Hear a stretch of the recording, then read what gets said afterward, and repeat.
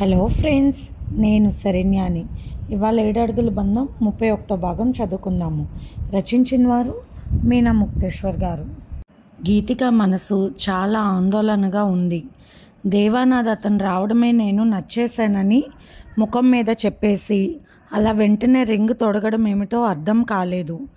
ఎందుకో ఏది కన్ఫామ్గా తెలుసుకోలేకపోతుంది నా మనసు. రాకేష్ ప్రేమించానంటూ వెంటపడ్డాడు. నన్ను పొగుడుతున్నాడు అనుకుని అతనిని కొన్ని రోజు ఫాలో అయ్యాను ఫోన్లో.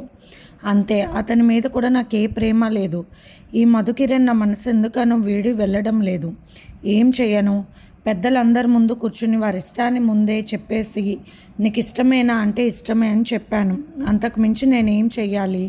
సమయం ఇవ్వలేదు నాకు. ఎలా? ఈ మధు ఫోన్ చేస్తానని కూడా చేయలేదు. ఎందుకనో ఏం అర్థం కావడం లేదు. పరిపరి విధాలుగా ఆలోచిస్తుంది గీతిక. అసహనంగా ఉంది. అందరికీ సహాయం చేయడమేనా? మనదేమైనా ఒకరికొకరు ప్రేమగా మాట్లాడుకునేది ఉందా? ఎందుకు ప్రేమ మనసులో దాచుకుని పైకి కోపం నటిస్తావు? ఒక్కసారి ఇష్టంగా నాతో మాట్లాడవచ్చు కదా. నేనంటే ఇష్టమని నీ నోటితో చెప్పు. ఆ సందర్భం కోసం ఎన్నాళ్ళైనా ఎదురు చూస్తాను అని శ్రావణి ఫోటో వైపు చూస్తూ అనుకుంటున్నాడు కృష్ణవర్మ. ఇంతలో శ్రావణి ఫోన్ చేసింది. హలో అంటూ ఆనందంగా రిసీవ్ చేసుకున్నాడు కృష్ణ. లాయర్ విశ్వనాథ్ గారి అబ్బాయి దేవానాథ్కి అక్క బాగా నచ్చింది. దాంతో మా కుటుంబం చాలా సంతోషంగా ఉన్నారు. మరి ఇంకేం, హ్యాపీగా ఉండు. ఎందుకు అదో రకంగా మాట్లాడుతున్నావు? ఓహో, ఆ తర్వాత మన పెళ్ళి ఎప్పుడని దిగిలేగా అన్నాడు నవ్వుతూ కృష్ణ. ఇప్పుడు జోకులు వేయకండి ప్లీజ్, సీరియస్గా వినండి చెప్పేది అంది శ్రావణి. చాలా మంచి ఫ్యామిలీ అంట, కానీ నాకు ఒక్కటే భయంగా ఉంది కృష్ణ గారు. రేపు బయటకు వెళ్ళాలి అన్నది అక్క నాతో. భయంగా ఉంది. ఎలా అని గబగబా మాట్లాడేస్తుంది శ్రావణి. నీకు నువ్వే ఫోన్ చేస్తే ఏదో హాయిగా నాతో మాట్లాడతావు అనుకున్నా. మీ అక్క సంగతి అనుకున్నాడు ముందు కృష్ణవర్మ. అవునులే, ఈ అడ్డంకులు తొలగితే అప్పుడు ఇంకా బాగుంటుంది. ఫ్రీ బర్డ్స్ లాగా ఉండొచ్చు అనుకున్నాడు కృష్ణవర్మ. అలాంటి అవసరమే వస్తే, ఒకవేళ రేపు మీకు ఏదైనా అర్జెంట్ కేసులు కానీ వస్తే అప్పుడు మా పరిస్థితి ఏంటి? అలాంటి ఆలోచనలన్నీ వస్తున్నాయి కృష్ణ గారు అంటూ చెప్పింది బాధగా శ్రావణి. మీ అక్క కోసం నువ్వు నిస్వార్థంగా ఇలా ఆలోచించడం నాకు ఆనందంగా ఉంది. కుటుంబంలో నీలాంటి వారు ఒకరు ఉండాలి శ్రావణి అన్నాడు కృష్ణవర్మ నవ్వుతూ.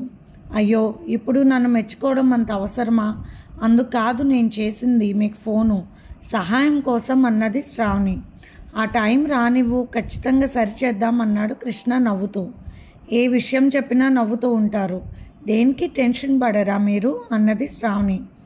టెన్షన్ పడాల్సిన అవసరం ఏముంది శ్రావణి? సందర్భాన్ని బట్టి సమయస్ఫూర్తిగా ఎదుర్కొంటాము సమస్యలను అని చెప్పాడు కృష్ణవర్మ. సరే, మిమ్మల్ని డిస్టర్బ్ చేసినట్టున్నాను, సారీ అన్నది శ్రావణి. ఇంకేం లేదా శ్రావణి మాట్లాడడానికి అన్నాడు కృష్ణవర్మ. ఇంకేముంటుంది, ఏమైనా విషయాలు ఉంటే చెప్తాలేండి అంటూ నవ్వింది శ్రావణి. నవ్వి ఫోన్ పెట్టేశాడు కృష్ణవర్మ. టీవీలో వస్తున్న పాటను ఆహ్లాదంగా చూస్తున్నాడు కృష్ణవర్మ. కాసేపు ఆ తెర మీద కూడా శ్రావణి కనిపించి వెళ్ళింది. నవ్వొచ్చింది కృష్ణవర్మకు.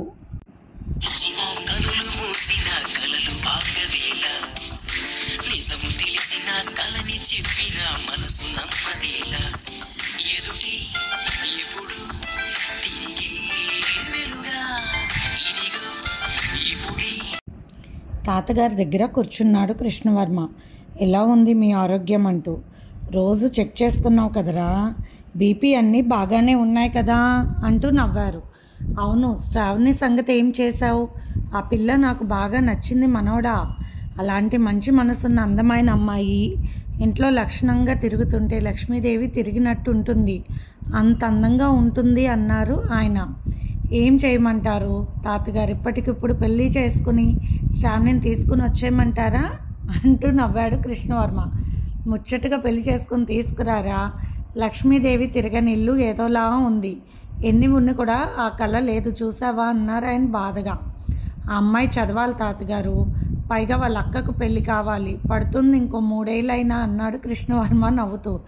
ఆ చదివేదో మన ఇంటికి వచ్చిన తర్వాత చదివించుకోవచ్చు కదరా అన్నారు ఆయన.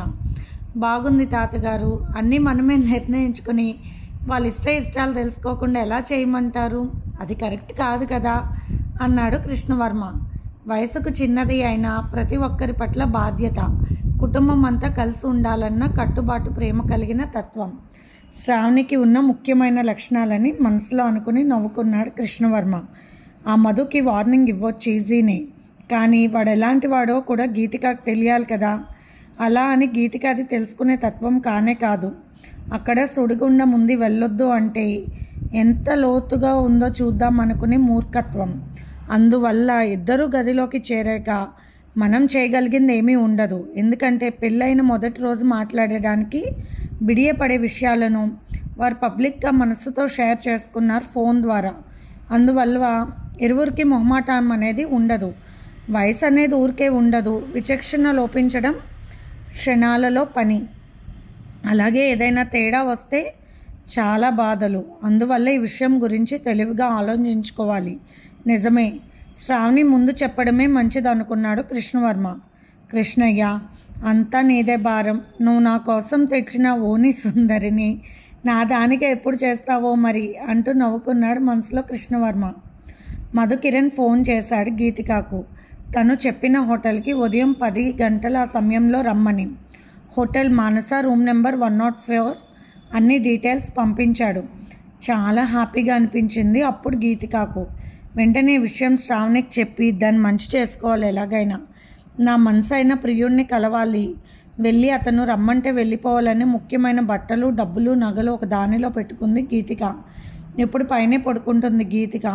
పెళ్ళి కుదిరింది కదా అని దుర్గమ్మ గారు కూడా ఆనందంగానే ఉన్నారు. శ్రావణి గదిలోకి వెళ్ళింది గీతిక. నేను మానస హోటల్ అని చెప్పాను కదా, రేపు 10 గంటలకు వెళ్దాం శ్రావణి అని సంతోషంగా చెప్పింది. అక్క ముఖంలో కనబడుతున్న సంతోషం ఈ రాజశేఖర్ నిలయంలో దుఃఖానికి కారణం అవుతుందేమో అనిపించింది శ్రావణికి. అలాగే అక్క అన్నది శ్రావణి.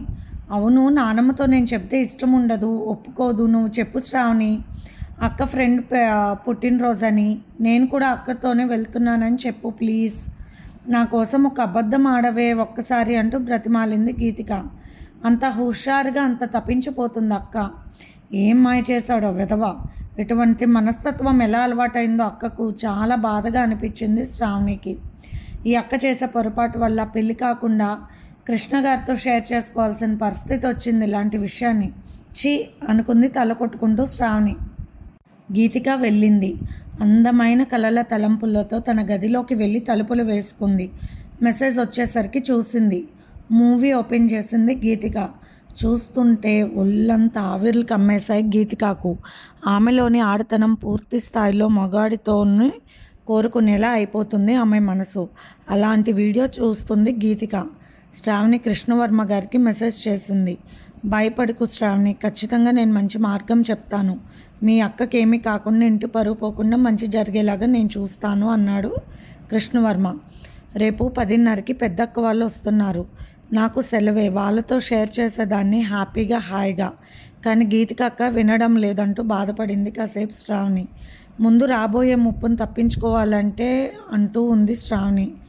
బుసకొట్టే పాము వస్తుంది కదా అని మనం ఎక్కడో నక్కినట్టుంటే అది ఎప్పటికైనా వచ్చి మనల్ని కాటు వేయక తప్పదు.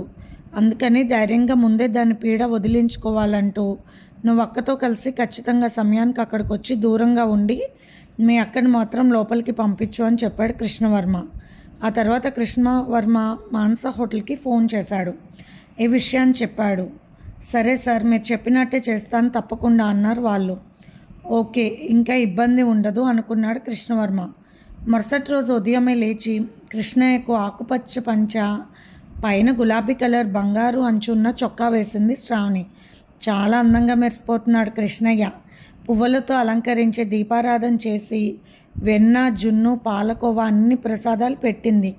మంత్రాలు చదువుకుంది, అష్టకాలు చదువుకుంది, హారతి ఇచ్చింది. తన మనసుతో కృష్ణయ్య కళ్ళలోకి చూసింది. ఈ రోజు చాలా బాధాకరమైన రోజు కృష్ణయ్య. భయంగా ఉంది. గీతికక్క విషయం పెద్దవాళ్ళకు చెప్పాలి అంటే నాకు ఇష్టం లేదు. కృష్ణవర్మ గారి మీద పూర్తి నమ్మకం ఉంచాను అన్నప్పుడు కృష్ణయ్యకు పెట్టిన గులాబీ పువ్వు కింద పడింది పళ్ళెంలో. మంచి నిర్ణయం అని చెప్తున్నావు కదూ. సరే, కానీ గీతికక్క జీవితం ఏమీ కాకుండా నువ్వే కాపాడాలి కృష్ణయ్య అంటూ కన్నీళ్ళు పెట్టుకుంది శ్రావణి. ఒక సమర్థుడి చేతిలోకి వెళ్ళిపోకుండా అక్క జీవితాన్ని కాపాడాలి కన్నయ్య. చక్కటి సంబంధం కుదిరింది. ఆ పెళ్ళి జరిగి అక్క సంతోషంగా ఉండాలి కృష్ణయ్య అని కృష్ణయ్య ముందు 25 గుంజీలు తీసింది. నువ్వు నా వెంటే ఉండాలి సరేనా అంటూ కృష్ణుడు పాదాలు దగ్గరున్న గులాబీ పువ్వు తీసి తలలో పెట్టుకుంది. ఆయన పాదానికి పెట్టిన బొట్టు తీసి పెట్టుకుంది శ్రావణి. గీతికక్క గది దగ్గరికి వెళ్ళేసరికి ఇంకా లేవలేదు. కిటికీలో నుండి చూసింది. అస్తవ్యస్తంగా పడుకొని నిద్రపోతుంది అక్క. మనశ్శాంతి లేదు. పిచ్చి పిచ్చి సినిమాలు చూస్తూ ఉంది. నాకు గుర్తు లేదు, గదిలో పడుకుంటే పోయేది, కానీ వినిపించుకోదు. తనకు తనకే తెలిసి రావాలి ఈ విషయం అనుకుంది శ్రావణి. ఫోన్ వచ్చింది. ఉలికిపడి లేచింది గీతిక. పక్కగా ఉండి చూస్తూ ఉంది శ్రావణి. అబ్బా వస్తాను కదా. మరి లేదు, వస్తున్నాను, ఎవరికి చెప్పను. అలాగే నైట్ డ్రెస్ ఎందుకు? చీ పాడు. సరే సరే తమాషాకు అన్నావని తెలుసులే, వస్తాను అన్నది గీతిక నవ్వుతూ. గీతిక సంతోషంగా లేచింది. ఎంత ఆనందమో ఈరోజు నా జీవితంలో సంతోషం. నన్ను ప్రేమించిన వారు నా కోసం అమెరికా నుండి కోటీశ్వరుడు అందగాడు వచ్చాడని ఆనందంగా స్నానం చేసి చాలా ఫాస్ట్గా రెడీ అయిపోయింది. కింద నుండి చూస్తున్న దుర్గమ్మ గారు ఆనందంగా నవ్వుకుంది. పెళ్ళికి ముందు పిచ్చి వేషాలు వేస్తారు కానీ పెళ్ళని తెలిసాక గీతికలో ఎంతో మార్పు వచ్చింది. పట్టులంగా ఓణీలో అందంగా మెరిసిపోతుందని ముచ్చటగా చూసుకుంటున్నారు దుర్గమ్మ గారు. అందగత్తే కానీ పిచ్చి వేషాల వల్ల చిరాగ్గా ఉండేది దాన్ని చూస్తుంటే. 12 ఏళ్ల వయసులో ఒక్కరోజు డాబా మీద పక్కింట్లో కుర్రోడు ఉండేవాడు. ఇద్దరు కౌగిలించుకుని ముద్దులు పెట్టుకుంటున్నారు. ఒక్కసారిగా తల తిరిగిపోయింది ఆ రోజు దుర్గమ్మ గారికి. ఆ రోజు ఆమెకు వచ్చిన కోపం ఆ ఇంట్లో ఎవ్వరూ చూడలేదు ఎప్పుడు. శ్రీనివాసరావు గారు, దేవిక గారు పిల్లలందరితో సినిమాకు వెళ్ళాలని బయలుదేరారు. ఉన్నట్టుండి గీతిక మానేసింది. బాగోలేదు, కడుపులో నొప్పి అని చెప్పింది. అప్పటికి పెద్దది కూడా కాలేదు. కొడుకు కోడలు పిల్లలతో సినిమాకి వెళ్ళిపోయారు. గీతిక పుస్తకాలు తీసుకుని డాబా మీదకు వెళ్ళింది. చదువుకుంటుంది అనుకున్నారు దుర్గమ్మ గారు. ఎందుకో కిందకి రాకపోవడంతో పైకి వెళ్ళారామా. అలా ఇద్దరు ఉండడం చూసిన దుర్గమ్మ కాలికలా మారింది. పెద్దగా అరిచింది. ఆ పిల్లవాడిని తిట్టి పంపించేసింది. పక్కింటి డాబాలో అద్దెకుంటారు. డాబా మీద నుండి దూకి వచ్చాడు వాడు. ఆ రోజు దుర్గమ్మ గారి అరుపులకు ఆ పిల్లవాడు తల్లి వాళ్ళు భయపడిపోయారు. ఏం చేశారు అంటే మాత్రం సమాధానం చెప్పకుండా ఇంకొకసారి మీ అబ్బాయి కానీ ఇటు వస్తే అంటూ వార్నింగ్ ఇచ్చి గీతిక చేపట్టుకుని కిందకి తీసుకువెళ్ళారు కోపంగా. అక్కడ దుర్గమ్మ గారి భర్త గారు వాడే కొరడా తీసింది. దాంతో చెడామెడ కొట్టేసింది గీతికను. విపరీతంగా భయపడిపోయి ఏడ్చేసింది గీతిక.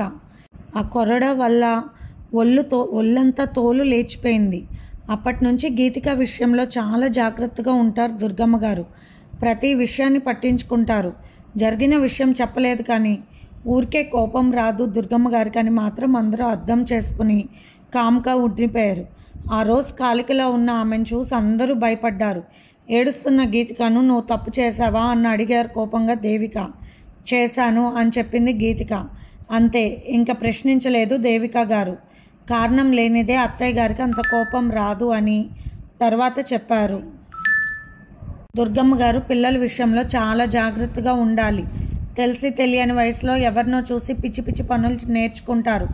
అలాంటి అలవాట్లు ఉన్న పిల్లలతో స్నేహం చేస్తే మన పిల్లలు కూడా ఇలా తయారవుతారు. ఆ తర్వాత 2 రోజులకి ఆ ఇల్లు ఖాళీ చేసి వెళ్ళిపోయారు వాళ్ళు. అప్పుడు అనుకున్నారు దేవిక గారు, ఆ పిల్లోడు గీతిక ఏదో చేసి ఉంటారని అనుకున్నారు. ఆ తర్వాత నుండి భగవంతుడు తప్పితే బిడ్డలను ఎవరు కాపాడలేరు అనుకున్న దేవిక గారు కులదేవత కనకదుర్గమ్మ తల్లిని కొలవడం మొదలుపెట్టింది. మెట్లు దిగి అందంగా లంగా ఓని నగలతో వస్తున్న గీతికను చూసి చూడకుండానే ఆనందపడిపోతున్నారు దుర్గమ్మ గారు. దేవుడి గదిలోకి వెళ్ళి దండం పెట్టుకుంది గీతిక. పైనుండి చూస్తున్న శ్రావణి, అమ్మో కృష్ణయ్య అక్క వేషాలు చూడు, అమ్మో నానమ్మ కూడా బోల్తా పడిపోయింది, తెగ మురిసిపోతూ చూస్తుంది, నువ్వు కూడా నాతోనే రావాలి ఈరోజు అంటూ కృష్ణయ్య వెండి విగ్రహాన్ని తన పంజాబీ డ్రెస్ పైన వేసుకున్న టాప్ జేబులో పెట్టింది శ్రావణి. నానమ్మ ఫ్రెండ్ పుట్టినరోజు ఫంక్షన్ వెళ్ళొస్తాను, నాతో శ్రావణి కూడా వస్తానంది. సరేలే అని తీసుకువెళ్తున్నానని చాలా బుద్ధిగా చెప్పింది గీతిక దుర్గమ్మ గారితో. మంచి విషయం తల్లి, రోజు ఇలా తయారయ్యి దేవుడికి పూజ చేసుకుంటే మంచిది కదమ్మా, త్వరలోనే చక్కగా పెళ్ళవుతుంది నీకు, బంగారం లాంటి భర్తతో ఆనందంగా ఉంటావంటూ దీవించింది దుర్గమ్మ. దేవిక గారు మౌనవ్రతంలో చూస్తూ కూతుర్ని మురిసిపోయారు. వంటింట్లోకి వెళ్ళి అక్కడ దోశల పిండి ఉంటే అందరికీ వేస్తూ ఉంది గీతిక. అబ్బో, ఎంత బుద్ధిగా ఉందో చూడు నీ కూతురు. మౌనవ్రతం సరైన సమయంలో మౌనవ్రతంలో ఉంటావంటూ మురిసిపోతూ నవ్వుకుంటూ కూర్చున్నారు అక్కడ దుర్గమ్మ గారు. నానమ్మ, నీకు బెల్లం వేసిన అట్టు చాలా ఇష్టం కదా, నీ వరకు వేరే పెనం పెట్టి బెల్లం కలిపి కాస్త నెయ్యి వేసిస్తాను అని చెప్పింది గీతిక. ఓసి నా అక్క, ఏమిటి నీ పిచ్చి తెలివితేటలు, నువ్వు కూర్చున్న కొమ్మను నువ్వే కొట్టుకోవడానికి ఎంత ఉత్సాహపడుతున్నావు. మంచివాడైతే ఇంటికి వచ్చి పలకరిస్తాడు కదా, హోటల్కి ఎందుకు రమ్మంటాడు, అంత మాత్రం తెలుసుకోలేవా అక్క అని మనసులో బాధపడింది శ్రావణి. దుర్గమ్మ గారికి ఎంతో ఇష్టమైన బెల్లం అట్టు నెయ్యి వేసి ఇచ్చింది గీతిక. ఇంకొకటి వేయినా నాన్నమ్మ అంటూ చాలా బుద్ధిగా అడిగింది గీతిక. ఇక ఇక చాలు చిన్ని అక్క, లేకపోతే హాస్పిటల్లో జాయిన్ అవ్వాల్సి ఉంటుంది నానమ్మ అని చెప్పింది శ్రావణి. అది కాదే బుజ్జి, నానమ్మకు చాలా ఇష్టమని వేసి ఇచ్చానన్నది గీతిక చాలా సౌమ్యంగా. అవును, నానమ్మ ఇష్టాలు నీకెంతో ఇష్టం కదా అంటూ నవ్వింది శ్రావణి. హాట్ ప్యాక్లో దోశలు వేసి ఉంచింది గీతిక. అందరూ తీసుకుని తిన్నారు.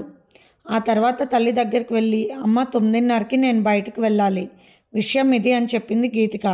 ధరణి అక్క, బావగారు వస్తున్నారమ్మా, మీరెక్కడికి? అందరూ హ్యాపీగా ఇక్కడే ఉండి బయటకి ఎక్కడికైనా కలిసి వెళ్ళొచ్చు కదా అందరూ అన్నారు దేవిక గారు నవ్వుతూ. సరేలే వెళ్ళిరా, ఫ్రెండ్ పుట్టినరోజు అంటున్నావు కదా అన్నారు దేవిక. శ్రావణి కూడా వస్తానంది, తీసుకువెళ్తున్నానని చెప్పింది గీతిక. సరిగ్గా అక్క వాళ్ళు వచ్చే సమయానికి మీరిద్దరూ లేకపోతే ఏం బాగుంటుంది, నువ్వు వెళ్ళవే, బుజ్జి ఉంటుంది ఇంట్లో అని చెప్పారు దేవిక. అబ్బా, హ్యాపీ అనుకుంది గీతిక. అది కాదమ్మా, నేను వెళ్ళొస్తాను అక్కతో అన్నది శ్రావణి. ఇది ఫ్రెండ్స్ ఇవాల్టి ఎపిసోడ్. రేపు ఇంకొక ఎపిసోడ్తో మేము ముందుకు వస్తాను ఫ్రెండ్స్. బాయ్.